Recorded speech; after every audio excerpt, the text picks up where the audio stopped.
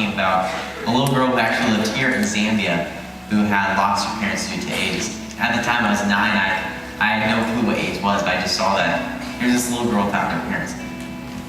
Right now, almost 6,000 children are orphaned each day because of HIV and AIDS. It's estimated that over 15 million children have already lost one or both of their parents to this disease. Of the 15 million, 12 million live in sub-Saharan Africa. It never really comprehended that this was something that was actually happening. I never fully understood that. It made me decide that I wanted to go out and do something about it. I can't just sit around and let the problem grow. I need to go out there and make a difference. I was encouraged to do something and just to use my favorite sport to make a difference. So I decided to start shooting free throws to represent these kids who are orphaned by AIDS. The idea of Hoops of Hope is just a basketball marathon. It's just like a walk-a-thon, except for we're going out and we're shooting free throws instead. And that very first event was actually just me shooting hoops in my school gym. I was able to raise about $3,000. I started to realize towards the end of it, I said, this is a lot of fun. This is a lot of fun. It's a fun way to make a difference. And so I decided that, you know what, it's something that a lot of other people could do. Now Hoops of Hope has grown to over 40,000 people all across the world that have joined us. And so far we've been able to raise over $2.5 million to be able to do some of the amazing work here in Zambia.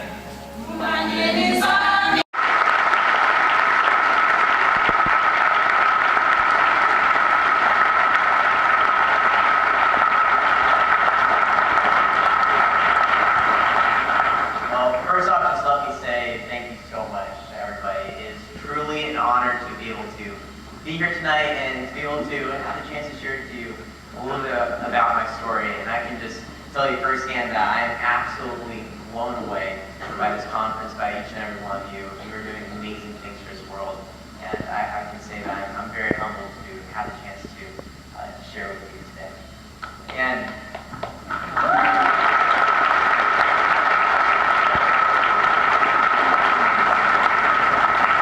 what I also think is absolutely amazing is just the theme for this conference this year is We Ignite. Deep talked a lot about the Olympic torch. That's such a great analogy for it. And really, when you break down the We Ignite part of it, the we is all of us. And when we look at the word ignite, ignite literally means to take fire, to begin to burn. And I can tell you that I've seen ignition throughout the years of Hoops of Hope. I can tell you that I've seen ignition already here tonight in each and every one of you. And again, I just want to say thank you for allowing me to share it here tonight. See,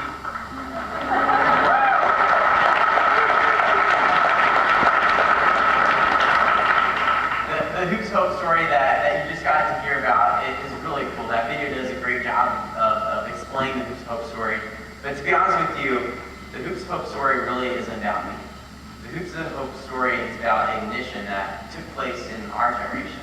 It's about ignition that took place to care for children who are hurting. As that video said, 8 years ago, I saw a video that actually changed my life forever. I saw a video talking about a little girl named Maggie who lived over in Zambia and had lost her parents due to AIDS. And I decided to shoot baskets to help kids like Maggie.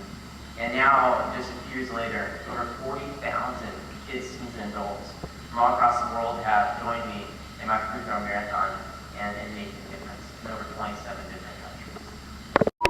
That when you help change somebody else's life, it changes yours.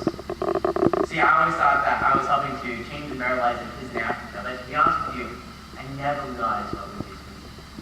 You see, it's changed me. It's changed all those that participated in Hoops of Hope. I've always been told that it is better to give than it is to receive. See, I'll never be able to express what it's like to actually touch the hand of these kids who have worked so hard to help them. I mean, sure, these kids were getting a school or food or clothing or shelter or care. But what I got, you can only get by giving. Let me show you what I mean. This is a picture of a boy named George. I actually met George a few years back on my first trip to Zambia at a church. And after the service was over, I went over to the truck we were riding in and pulled out an old soccer ball. And I played soccer with George for a few minutes, and then when it was time for us to go, I decided to give George the ball. And it was pink. To be honest with you, it was the only one that we had left. I didn't really think that George cared what color it was. And to be honest with you, I didn't really think that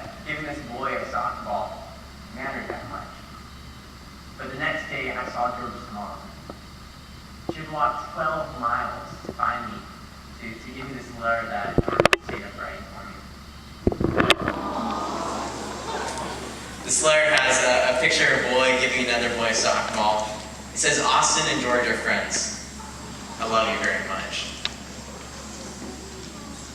Who do you think got the most out of that? See, to be honest with you, George's soccer ball will soon lose air, grow old, and someday become useless. It's just a ball. But the joy I receive by giving, it'll wait forever by giving. And that letter that I received from George, I still have it. And I have never his mom walking 12 miles forever. That simple act of giving changed me, and I could never be the same because of it. By the way, we don't need to know me or see these people to really make a difference. See, George is a great looking kid. He's healthy, he's smiling, and he's actually one of the only kids that we saw at this church that had clothes on that actually fit. See, we later found out that the clothes George was wearing in this picture were sent to from a family in Tacoma, Washington. They sent these clothes to George for his birthday. And if you look closely, you can see that the shirt actually still has his folds in it. See, this family sponsors George every single month, changing George's life. And to be honest with you, I can guarantee you that changing George's life has changed them too.